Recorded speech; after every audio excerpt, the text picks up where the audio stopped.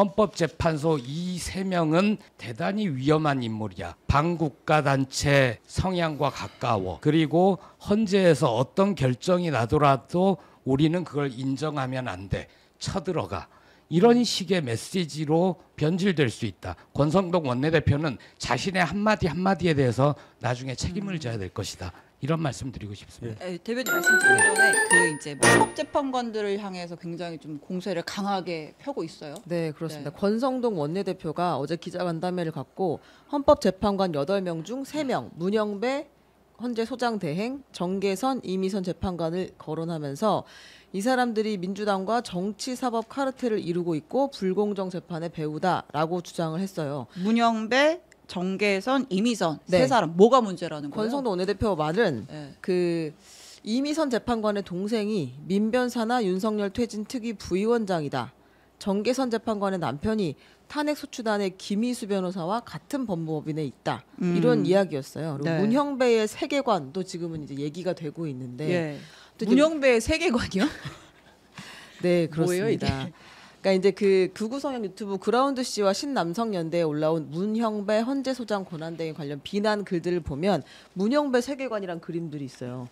이 사람이 누구랑 친하고 어떤 생각을 하고 이제 이런 것들이 공유가 되고 있거든요. 그러니까 당 내에서는 이제 그 권성동 원내대표가 이런 얘기를 헌법재판관들이 기피 신청을 알아서 해야 된다. 본인이 기피를 해야 된다라고 이야기를 하고 있고 밖에서도 이런 공격들이 같이 이루어지고 있습니다. 이제 보면은 문영배 소장대행은 이재명이랑 뭐 절친이고 네. 이재명 대표랑은 절친이고 문재인 대통령에 대해서는 뭐라고 했었고 김정은에 대해서는 뭐라 그랬었고 이제 과거에 뭐 블로그 글 같은 것까지 뒤져가지고 이제 이 사람은 세계관이 잘못됐다 이제 이런 주장을 펴는 거잖아요. 그래서 세 사람이 알아서 재판에서 빠져야 된다 이런 거죠. 국민의힘 주장은. 아무래도 그러겠죠. 예. 그러니까 제가 봐서는 권성동 원내대표가 국회의원이잖아요. 네. 국회의원은 1인이 헌법기관이고 예. 헌법을 써야 될 의무가 있는데 헌법의 수호라는 건 법치를 지탱하게끔 해주는 근간이에요. 그러니까 이제 대한민국 사법체제라는 게 이렇게 우리가 대한민국의 많은 사람들이 공동으로 인정을 해줘서 유지가 되고 있는 겁니다. 시스템은. 근데 이제 헌법재판관도 판사예요. 서부지법도 판사. 뭐 중앙지법도 판사. 이 판사의 판결에 대해서 정치적으로 자꾸 이렇게 관여하면서 흔들기 시작하면 네. 대한민국의 법치의 근간은 사라집니다. 그러니까 저는 헌법 기관인 국회의원이 이런 식의 발언을 계속해서 이어간다는 거, 네. 그리고 이걸 추동한다는 거는 이분은 국회의원 자격이 없어요. 그냥 한 손엔 태극기, 한 손엔 성적이 들고 그냥 뛰어나가세요. 배치 던지고. 차라리 저는 그게 낫다고 봅니다. 아스팔트로. 네. 이제 방금 전에 뭐 김건희 여사 발언까지 해서 극우 이제 많이 비판하셨잖아요. 예. 이제 그건 이제 정치적으로 비판하실 부분이 있다고 봅니다. 예. 입장을 바꿔서 만약 극좌 유튜버들에 대해서 뭐 다른 민주당 출신 국회의원 대통령의 배우자가 이런 얘기를 했다면 저희도 똑같은 얘기를 했겠죠. 네. 그건 뭐 저 이해합니다. 근데 이것도 마찬가지예요. 문영배 재판관이랑 뭐 다른 정계선, 이미선 이분들이 뭐 우리법 연구회, 뭐 인권법 연구회 소속이다. 그래서 성향 의심된다 주장할 수 있어요. 근데 이제 문영배 헌재 소장 권한대행에 대해서 저희가 집중적으로 얘기하는 것은 네. 어디 소속이었다는 거 외에 네. 본인의 생각을 아주 직접적이고 선명하게 드러낼 수 있는 메시지가 남아 있다는 거예요. 페이스북 같은데요. 그렇죠. 그거를 뭐 우리가 뒤져서 뭐를 했다 이런 표현보다는 이분이 가지고 있는 지금 현재의 위상 아주 중요한 역할을 맡고 있잖아요. 그렇죠. 그럼 거기에 대해서 비판할 수 있는 겁니다. 왜냐하면 헌법재판 이 탄핵 심판 관련해서 국민 여론이 어떻고 뭐 내란죄 법원에서 기소돼서 가는 과정이 어떻고 하지만 제일 중요한 거는 헌법재판관 8명의 판단에 따라서 대통령이 파면이 되냐 복귀하느냐가 결정되는 거란 말이에요. 그럼 네. 8명 중 1명 거기다가 소장 권한대행을 하고 있는 분의 생각이 이렇게 극명하게 나오는데 어떠한 뭐 본인 철학에 따른 뭐 그런 얘기가 아니라 너무 뭐라고 할까요? 어울리지 않는 그런 메시지들이 막 있잖아요. 헌법 김재동 씨를 재판관으로서 선생으로 모시고 어울리지 않는다. 이회수 씨를 선생으로 모시고 이런 단어들 뭐 개인적으로 얘기할 수는 있겠지만 그때도 판사였어요. 그 2010년 트위터더라고요. 예. 그때도 판사였잖아요. 그러니까 이분의 어떤 생각의 자유로움까지야 제가 어떻게 할 수는 없어도 행동에 대해서는 판사로서 그런 행동을 하는 것이 맞느냐. 얼마 전에 정진석 비서실장에 대해서 선거법 관련 징역형을 내렸던 판사에 대해서도 과거에 트위터 활동이 문제가 돼서 SNS 활동이 문제가 돼서 법원에서 경고까지 받았잖아요. 예. 똑같은 얘기예요. 그 차원에서 얘기를 하는 거지. 저희가 이거를 헌재라는 어떤 존재를 무시한다거나 탄핵 심판 과정을 무시해서 뭐 다시 되돌리자 그러거나 그렇게 생각하는 거 아닙니다. 이걸 문영배 재판관의 이 메시지에 대해서 우리가 얘기하면은 얘기가 네. 되겠는데 이거를 비판하는 것에 대해서 얘기를 하면 입장 바꾸면 똑같을 것이다. 그래서 제가 더 얘기 안 하겠습니다. 그 부분은. 근데 저는 이제 이 재판관들이 진보 보수 성향을 다 가지고 있어요. 그걸 재단하기 시작하면 대한민국의 법관들은 아무도 존재할 수 없습니다. 어떤 판결도 못 하고. 예, 그런데 이분이 너무 선명하게 아니 선명한 냈으니까 하는 부분이 얘기예요. 그렇죠. 이게 예. 이제 인사청문회 5년 전에 인사청문회 당시도 나왔던 얘기예요. 예. 그리고 청문회 통과가 됐어요. 네. 그러니까 진보 성향이 너무 정치적으로 뚜렷하기 때문에 이 부분을 지적했으나 그럼에도 불구하고 청문회에서 합의를 통해서 통과가 됐으면 네. 끝이에요.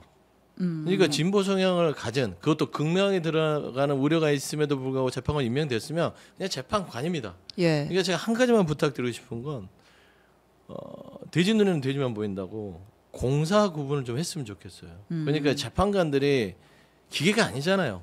인생을 예. 살면서 많은 사람들과 인연이 있을 것이고 이렇게 시준을 엮다 보면은 뭐 관계 없는 사람 사전에 파전 금방 드러납니다. 그것까지 다 뒤져서 재판관한테 공적 영역에서의 사적인 관계를 연결시켜 버리면 자유로운 사람은 한 명도 없다. 근데 민주당이 이 부분을 안 받아치는 이유는 뭐냐면 예. 그러면 진보 측 재판관을 흔든다고 보수 측 재판관을 뽑아내서도 흔들잖아요.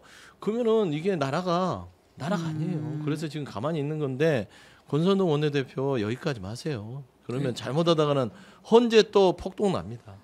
그러니까 이렇게 과거 발언, 언행 다 뒤져서 사상 검증에 가까운 공격을 하고 인맥 검증을 하고 이러면 헌재나 대법관이나 AI한테 맡기는 게 가장 자유롭죠. 그런 걸로부터 자유로운 왜냐하면 그런 위험이라고 표현을 할게요. 그 국민의힘에서 보기에 우려가 되는 대목들을 다 감안을 해서 구성을 하게 한 거 아닙니까? 예. 헌법에서는 대통령과 국회와 대법원이 각각 3명씩 임명하도록 하는 거는 재판관들이 여러 성향이 있을 수 있다. 그러니 다양한 구성을 하면 거기에서 어떤 균형을 찾을 것이다. 이런 게 기본적으로 깔려 있는 거거든요. 네. 그런데 한 명 한 명 너는 언제 이런 발언을 했고 너는 누구랑 친하고 그런 식으로 얘기하기 시작하면 헌법에 그렇게 구성을 하게 했는데 헌법 자체를 문제를 삼아야죠. 그래서 앞으로 우리 법 연구회 출신들은 헌법 재판관에 임명할 수 없다. 그렇게 헌법에 넣든가. 그렇게 하지 않는 한 저는 이미 헌법이 그렇게 구성하게 하는 건 그런 정도의 우려와 편향성과 그런 걸 충분히 그 구성 내에서 극복할 수 있다. 헌법재판소는 결국 재판을 하는 게 이게 헌법 가치를 소화하면서 헌법에 위배되는가 그렇지 않은가라는 걸 가리는 거지 이 사람이 좌인가 우인가 이 사람이 언행이 진보적인가 보수적인가 그런 걸 판단하는 게 아니잖아요. 그런 점을 좀 감안해 주셨으면 좋겠고 또 하나 예전에 그 우리법 연구회 출신에 대해서 제 기억이 정확하다면 이재명 대표에게 선거법 위반 실형 선고한 1심 판사도 아마 관련이 돼 있었을 거거든요. 그때 국민의힘에서 그런 얘기가 나왔습니다. 거기 출신도 멀쩡한 사람이 하나 있구나라는 네. 식의 논평을 한 적이 있어요. 그 제가 대변인 말씀 잠시만요. 마무리 지을게요. 네. 그래서 저는 권성동 원내대표가 정치적으로 이런 공격을 한다라고 스스로 정치적 입장을 표명하는 거다라고 하겠지만 그분이 의도하건 의도하지 않건 간에 그 메시지가 극우 혹은 강성 지지층에게 어떻게 다가갈 것인가 그걸 우려합니다. 뭐냐면 헌법재판소 이 3명은 대단히 위험한 인물이야. 반국가 단체 성향과 가까워. 그리고 헌재에서 어떤 결정이 나더라도 우리는 그걸 인정하면 안 돼. 쳐들어가. 이런 식의 메시지로 변질될 수 있다. 권성동 원내대표는 자신의 한마디 한마디에 대해서 나중에 책임을 져야 될 것이다. 이런 말씀 드리고 싶습니다. 대변인 말씀 듣기 네. 전에 그 이제 뭐 우리법 연구회 출신이라도 뭐 판결을 잘 하네라고 한 사건은 이재명 대표 사건이 아니었고 권성동 원내대표 본인 아 그렇습니까? 사건, 강원랜드 사건에서 예, 이제 예. 무죄가 죄송합니다. 나서 그때 이제 그런 얘기를 했었고, 네 대변인 말씀하시죠. 예, 우리 네. 대변인 말씀에 저 상당 부분 동의해요. 음. 우리가 헌재나 이 대법관, 대법원 구성을 국회와 대법원장과 대통령이 나눠서 네. 하는 이유가 다 있지 않습니까? 네. 미국도 뭐 다 그렇게 해요. 그러니까 그거에 대해서 제가 반론을 제기할 생각은 전혀 없습니다. 우리 헌법 정신이 그렇게 돼 있기 때문에. 다만 이제 문영배 재판관이 권한 대행을 맡다 보니 또 이번에 변론길 4차 변론길에서 보면 거의 중심이 돼서 이렇게 하잖아요. 권한 이제 대행이니까. 재판을 주도를 그러니까 하죠. 예. 문영배라는 분이 민영배가 아닌 문영배가 유명해지면서 갑자기 민영배가 나와. 네, 관심이 정신이 번쩍 들어. 헷갈렸어. 예. 그러니까 관심이 집중되죠. 예. 그러다 보니 이제 이런 어떤 발언 같은 게 문제가 될 소지가 분명히 있었고 네. 이분의 처신을 얘기하는 겁니다. 솔직히 말씀드려서 이분이 헌법재판관 되기 전에 하신 발언이라고 생각합니다. 상당히 예. 오래된 얘기도 하지만 이러한 생각을 가지고 있는 분이 헌법재판소에 지금 소장 권한대행을 하고 있다는 것에 대해서 이분은 무슨 사람, 뭐 어떤 사람일까라는 대중의 의문은 분명히 들 수가 있어요. 예. 우리가 왜 옛날에 발언 가지고 그래 하지만 방금 전에도 우리 김건희 여사 2년 반 전에 맥락 없이 몰카 찍혀서 나온 발언 가지고 비판했잖아요. 네.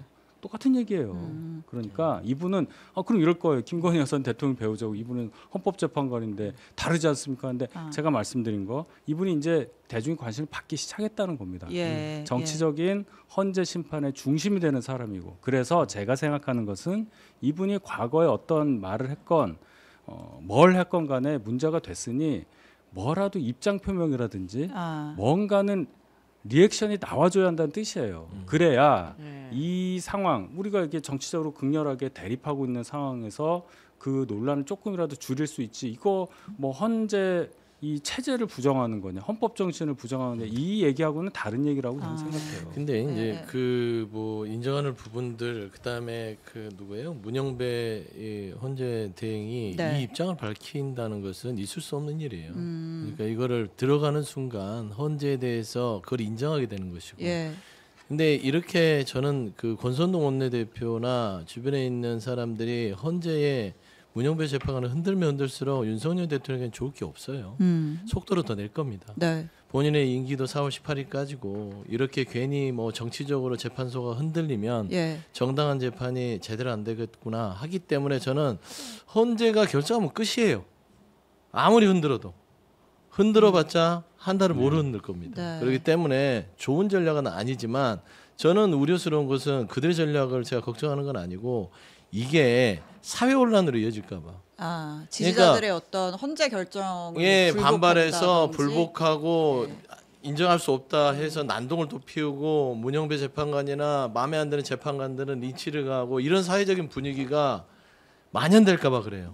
정치하는 사람은요. 여야를 떠나서 그런 사회 혼란의 분위기를 조정하고 네. 안 되게 만들 사람들이지 그거를 부추기는 사람들은 제가 말하는 대로 배지를 떼고 예. 그냥 선동을 거리로 하셨으면 나가서. 좋겠다. 그 얘기를 그래서 하는 겁니다. 너무 들으시는 거 제가 아니에요? 계속 니네가 20초만 할게요. 뺏기면 20초만. 내가- 예, 예, 20초만. 예, 예. 소장님 근데 판사에 대해서 공격하기 시작한 거 민주당에서도 많이 하지 않았습니까? 그렇죠. 예, 제가 늘 그러니까, 비판했죠. 예. 그렇게 아무 일 없었던 듯이 말씀하시면 제가 듣기가 상당히 그냥 웃음밖에 안 나온다. 제 얘기는 많이 뭐냐? 웃으시라고 제가. 이 혼란을 줄이기 위해서라도 문영배 재판관은 뭔가 예. 네. 조치를 해야 한다. 본인 네. 스스로. 이렇게 입장이 하나 나왔어요. 그러니까 이제 나왔어요? 본인의 글에 대해서 15년 전에 블로그 글을 두고 자꾸 색깔론이 제기되니까 이제 그거에 대해서 블로그 게시글 링크를 올리면서 원문을 읽어보시죠라고 페이스북에 올렸다는 거예요. 그래서 이제 아마 오독을 한 것 같다라고 이분은 얘기를 하는데 이 전쟁의 방법으로 통일을 이루려는 자, 이거는 북한을 가리킨 거다. 통일을 핑계댄 그들의 침략을 규탄한다라는 뜻이다라고 설명을 일부 붙였다고 하고요.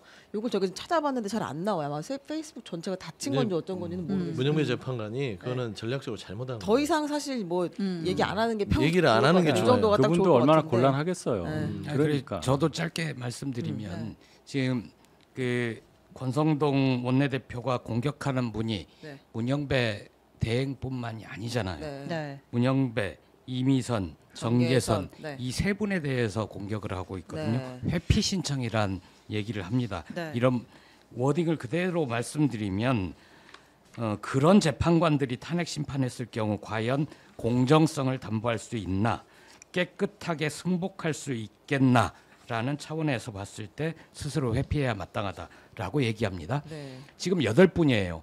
8분인데 3분 회피하래요. 그럼 5명입니다. 네. 그럼 탄핵 결정을 재판을 할 수가 없습니다. 예. 결정을 할 수가 없죠. 그리고 국민의힘은 지금 1명 대기 중인 마은혁 네. 재판관 곧 3일에 2월 3일에 이분 임명 여부가 결정이 되는데 네. 이렇게 되면 다 회피를 하라고 하고 하면 헌재의 기능을 마비시키려는 것 아니냐. 그리고 결국 깨끗하게 승복할 수 있겠나. 이 말은 그 사람들이 참여해서 결정되면 주문 대통령 윤석열을 파면한다라고 결정을 하면 네. 우리는 승복할 수 없다라는 게 행간에 깔려 있다. 그러니까 그런 그- 걸 좀 빌드업 한다고 보시는 그렇습니다. 거예요? 그래서 이거는 저희 조국혁신당은 지금 네. 국민의힘을 내란 선동 세력으로 위헌정당 심판 청구하라고 법무부에 진정을 해뒀습니다. 아직 법무부에서 답을 듣지 못했습니다. 이 정부의 법무부가 거기에 대해서 아무 결정을 안 하면 어떻게 될지 모르겠지만 다음 새 정부에 들어서라도 저희는 법무부에 똑같은 진정을 할 겁니다. 이런 주장을 하는 원내대표가 있는 정당이 위헌정당이 아니냐, 그 심판을 청구해달라라고 계속 진정을 할 생각입니다. 저희가 좀 이따가 인터뷰로 오늘 국민의힘의 신동욱 수석 대변인 아. 모시거든요. 근데 이제 다른 인터뷰에서 지금 이제 국민의힘 지도부가 헌법재판관들에 대해서 이제 여러 가지 지적을 하는 게 당연히 뭐 지적은 할 수 있지만 우리가 그렇다고 해서 헌재의 결정에 대해서 뭐 불복한다거나 그럴 생각이 있는 건 뭐 추호도 아니다. 다만 뭐 말씀하신 대로 이런 부분도 지적할 수 있는 거 아니냐 뭐 이런 얘기를 하긴 하시더라고요. 할 수 있어요. 예, 왠지 예. 당연히 그렇게 네, 얘기해야지. 네. 혼주 불복한다면 네. 그게 말이 됩니까? 이제 대한민국 다만 국민이 이제 아닌지. 지도부는 그렇다 할지라도 이거 바라보는 지지자들이 어떠한 그렇죠. 이제 행동을 할 것이냐, 요건 조금 저희가 좀 지지자인데 제가 한마디 더 보태면 네. 자꾸 이렇게 재판부 기피를 하기 위해서 3명의 재판관을 흔들잖아요. 예. 그럼 이재명 대표도 이제 재판마다 판사 흔들고 민주당에서 이 판사 뒷조사에서 여기는 뭐와 연결돼 있고 서울법대를 나왔고 사시연수인데 사돈의 8천이 누구와 연결돼 있고 이러게 되면 네. 법질서가 제대로 네. 서겠어요? 그리고 국민의힘에서 이재명 대표 비판할 수 있겠어요? 안 되는 거예요. 그러니까 예. 그러니까 지금 당장을 좀 모면하자고 그런 네. 거 안 해. 그럼 한 번만 해라.